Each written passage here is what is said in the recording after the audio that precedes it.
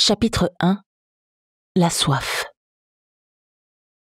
Mon corps était devenu ma geôle. Pas de barreaux, pas de murs. J'étais libre comme l'air. Et pourtant, mes maudites fourmis m'enchaînaient. Accoudée à la fenêtre de ma chambre, j'admirais les eaux scintillantes de la Seine sous le soleil d'automne. La musique rythmait mes réflexions et Get Up résonnait curieusement à mes oreilles. Moi aussi je rêvais de m'enfuir, de jeter les chaînes emprisonnant mon sang. J'avais enfin intégré un clan de vampires dans lequel j'étais totalement acceptée. Mes différences n'étaient plus une curiosité pour ma nouvelle famille. Ces derniers mois avaient été très riches en aventures et en émotions. Après avoir fui mon ancienne vie, à Genève, chassée par 3 vampires, j'avais profité de ce hasard pour accepter une offre d'emploi du clan du roi. Finalement, tout avait été organisé par l'entreprise Merconi, s'acharnant à discréditer les buveurs de sang pour retrouver son monopole sur la place de l'industrie agroalimentaire. Heureusement, les vampires étaient rusés. Tous obéissaient au grand samouraï, leur sensei, Eirin Kinoshita. Eirin, la cause de mes tourments, les chaînes de mon sang, le supplice de mes désirs. Nous avions tellement échangé de sang que nous ressentions la présence physique de l'autre, où que nous soyons. Je ressentais chacune de ses émotions. Je savais dans quel état d'âme il était. Et son attitude de grand samouraï ne reflétait pas toujours ses émois. J'avais cédé à cette attirance physique pour boire son sang aussi souvent que possible. Il était devenu comme une drogue pour moi, sous la forme de fourmis qui vivaient dans mon enveloppe charnelle, indépendamment de moi. Et mes maudites fourmis n'avaient jamais assez d'Eirin. Elles en voulaient toujours plus de sang, plus d'Eirin, plus de tout. Et moi, je luttais, autant que possible, l'âme en peine, pour rester maîtresse de mes pensées et de mes émotions. Malgré tout, j'avais la belle vie à Paris. J'habitais l'hôtel de Lausanne. J'exécutais un tas de missions diverses et variées pour notre sensei, magnifique vampire, mais je l'évitais autant que possible pour ne pas lui sauter à la gorge. À côté de ça, je sortais souvent avec ce charmant Léo, le second d'Eirin. Ce bout en train m'emmenait danser dans un club parisien où nous étions très appréciés. J'avais pu y reprendre mes activités de danseuse sur une barre de pole dance dès que mon travail me le permettait. Mon esprit de synthèse faisait que l'on me confiait pas mal d'études, car je n'étais pas vraiment une femme de terrain.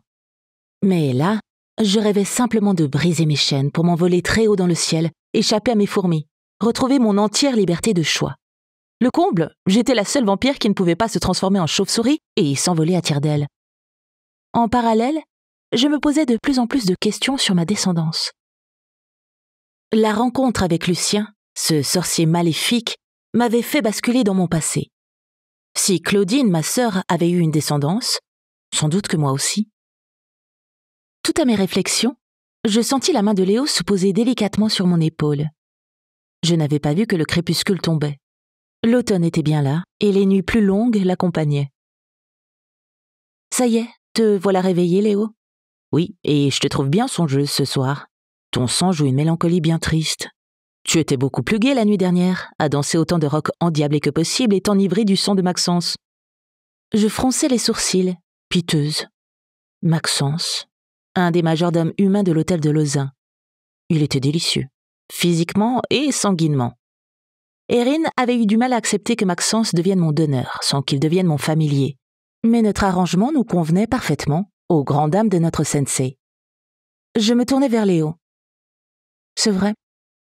As-tu une descendance, Léo ?»« Non, toute ma famille est morte. Je ne dois ma survie qu'à un vampire m'ayant kidnappé pendant les heures sombres de la Révolution française. » J'ai écarquillé les yeux, surprise. « Ah bon ? » ?»« Eh oui. Tu sais, Izzy, c'est assez récent que les humains se proposent d'intégrer un clan en tant que vampires. Bien sûr, il y a toujours eu des alliances secrètes, mais exceptionnelles.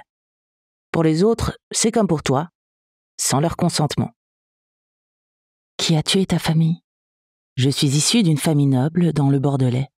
J'ai eu une enfance dorée, 2 parents aimants, une sœur plus jeune. J'ai grandi dans un château à Margaux et couru dans les vignobles autant que je pouvais. J'étais un grand gaillard, intelligent mais un peu empoté, dit-il en rigolant. Mon père me préparait à lui succéder. J'observais Léo. J'avais du mal à l'imaginer empoté, avec son look de surfeur, tous ses muscles qui débordaient sous ses vêtements, ses boucles blondes et ses magnifiques yeux bleus.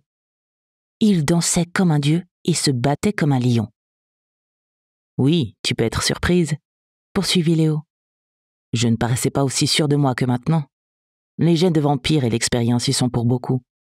Mais là n'est pas la question. Le peuple se soulevait de plus en plus, et même dans le Bordelais, tout a mal tourné. Mon père n'a pas voulu que nous quittions notre château.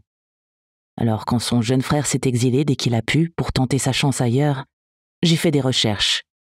Je sais qu'il est mort en Afrique, sans descendance. J'avais 23 ans quand j'ai vu ma mère et ma sœur être violées, puis assassinées par les révolutionnaires. Mon père pendu. Je devais subir le même sort. J'étais prisonnier, avec d'autres jeunes hommes comme moi, quand nous avons été attaqués par le clan de vampires de Racoul.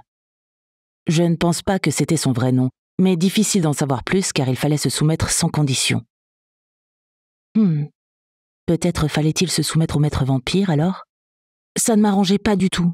Je faisais une très mauvaise soumise, ayant été élevée dans la liberté et la méthode de la découverte de mes dons de sorcière. Je vois ton chemin de pensée, Izzy, ajouta Léo en rigolant. Je peux t'assurer qu'Erin est très ouvert d'esprit et à la négociation. Je commençais à faire non de la tête quand Léo fronça les sourcils, choqué par ma réaction. Tu ne te rends pas compte de tout ce qu'il t'a laissé faire, et à toi seulement. Les autres vampires l'ont accepté car nous avons tous senti que vous aviez un lien particulier tous les deux. Pour en revenir à mon histoire, Racoul était un vrai tyran.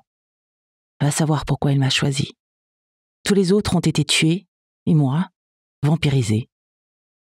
J'ai intégré son clan d'une dizaine de mâles. Nous étions dirigés à la baguette et la moindre incartade était réglée par des coups ou des prises de sang. À la moindre erreur, nous étions laissés sur le carreau et tu avais intérêt à te motiver pour guérir vite et suivre le mouvement. Il nous obligeait à beaucoup de missions suicides pour kidnapper des humains, voler de l'argent, des bijoux, des habitations. C'était le règne de la terreur. Je comprends que ton lien avec Erin soit difficile. J'entends la mélodie de vos sangs s'emballer quand vous vous rapprochez. Racoul nous pompait souvent du sang pour nous maintenir sous sa coupe. Il faisait beaucoup d'exercices physiques pour rester plus fort que nous, pendant que nous faisions le sale boulot. Quand un de ces vampires essayait de fuir, notre maître le retrouvait très rapidement et l'éliminait de ses propres mains, devant nous. L'histoire terrible de Léo m'amenait à bien réfléchir. Finalement, j'avais un lien très fort avec Erin, mais il n'essayait pas d'en abuser. Nous avions soif l'un de l'autre en permanence, mais chacun de nous deux restait respectueux de l'autre autant que possible, autant que nos crocs nous le permettaient. Des fois, ça dérapait et nos canines s'enfonçaient dans une de nos veines palpitantes. Du coup, un accord implicite nous tenait à l'écart l'un de l'autre. C'est vrai qu'Erin n'a jamais abusé de notre lien de sang, et moi non plus d'ailleurs. Je sens bien que j'ai une certaine emprise sur lui maintenant. Je ne voulais pas y croire quand tu me l'as dit. Peut-être qu'il faudrait vous laisser aller un peu plus loin. J'étais choquée. Léo, que me proposes-tu exactement ? Je n'ose pas imaginer qu'aller plus loin puisse régler notre problème d'emprise. Léo sourit, les mains en l'air en signe d'apaisement.